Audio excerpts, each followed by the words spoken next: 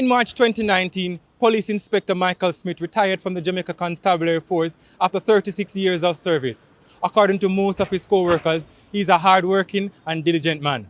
But he's also best known for helping to keep hundreds of his colleagues in tip-top condition when donning their uniforms on the streets throughout the years. Here's his story. Mr. Smith, your co-workers, they all said that you are a diligent man, hardworking, but you were best known for sewing many of the uniforms that your colleagues wore on the streets. What is it about tailoring that you love so much? You have been doing it for so many years. Well, tailoring, is something that I love. I love to see when I sew the clothes and personnel put it on, and see that it fit them. It makes me feel so good, How did you get into sewing? Well, as a boy, I start this thing when I was 14 years old. I started the 14th of January 1974. While living in Clarendon, growing up, and there wasn't anything much to do in the community as a boy, and I didn't want to get idle. So I said, let me learn tailoring. First, growing up those days, you wear some pants with tear up and things like that. So I normally take my needle and I would patch it. Sometimes you look in the one pants, you see all 6 different pieces of color in there, where you patch it and things like that. So as a result of that, I was a good patcher. So I decided, I'm going to learn the trade. When I go to learn the trade,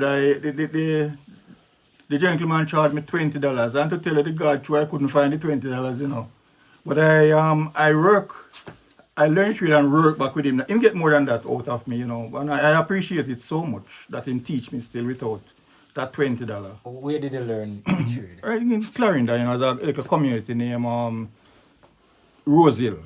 That's Summerfield. That Summerfield was a major town, but I started learning it right at Rosehill. And the person who taught you how to sew, tell me about that person. Well, he was a nice guy, I have a guy named Robert Campbell. I think him pass on now, may God rest his soul. Yes.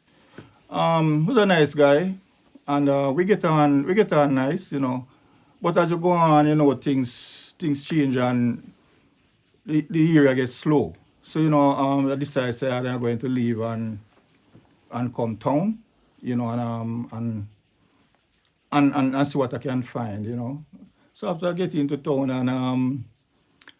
and I go and learn and work at different factories.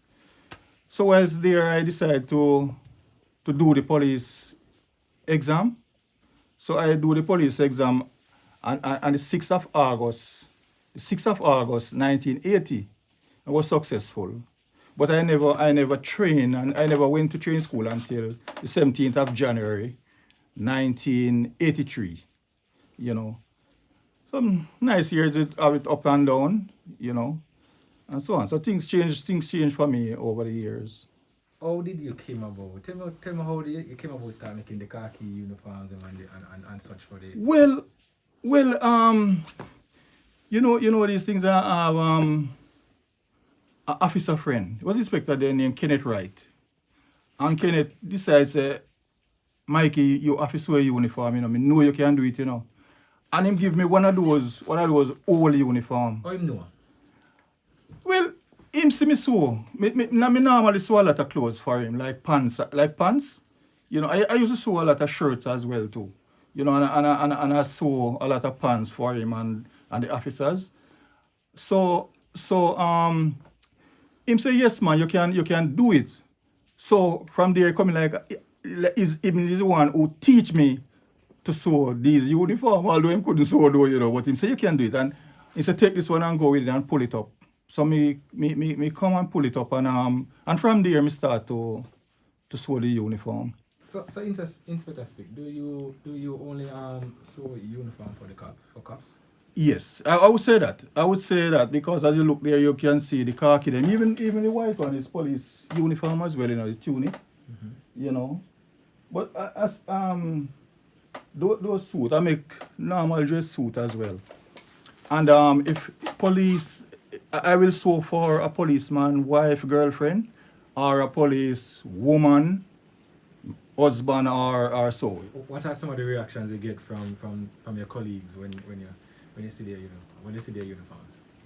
I must tell you, great, great. Them normally please. Them normally please. You know, I don't see one come here and say that them don't please of them uniform. And it make me feel so good, you know, because when you sew a uniform, when you make a uniform, you don't feel comfortable until you see the person put it on and you see it fit. That's the time you feel comfortable because it come like you practice every day, you know. Because every day you sew it, you find that you do something easier. Something come easier to you and a little better, you know, as you do it, you find where you a little better way of doing it.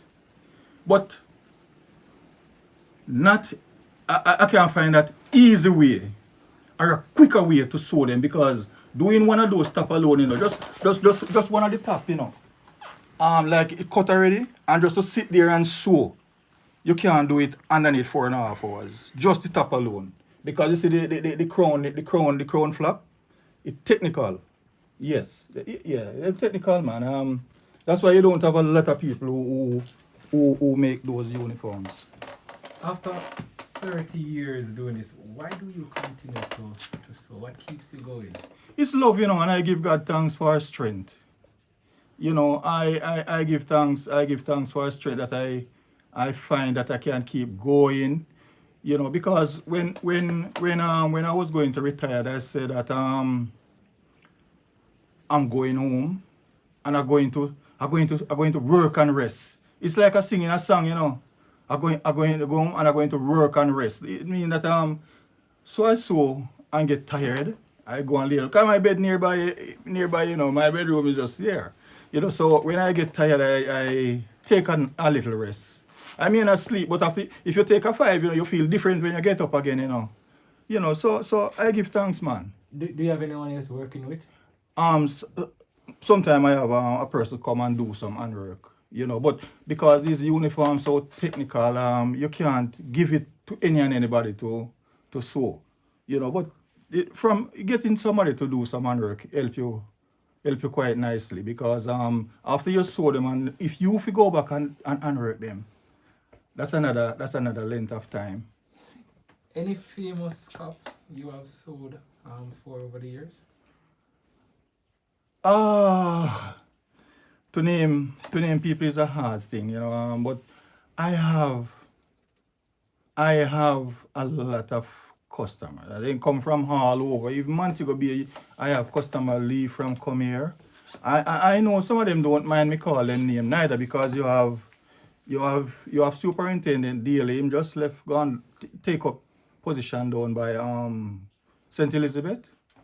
I had to rush some uniform for him the other day. I don't know, you know SSP Nesbeth, right? My good customer and friend. You have SSP Marsh, him just left my gate a while ago, you know, so I could mention the Commissioner of Police as well. Right, when I was taking office, I had to rush a lot of uniform for the commissioner. You know, he's a very nice gentleman. Mr. Quello, former commissioner of police, Quello. And if you notice here, you know this name here. Retired Commissioner Ellington daughter owned that one. So Spanish Town, you would have SSP Chambers. I just to name a couple. You'd have ACP Griffiths from Air 5 as well. And as I said, that's just a couple, you know.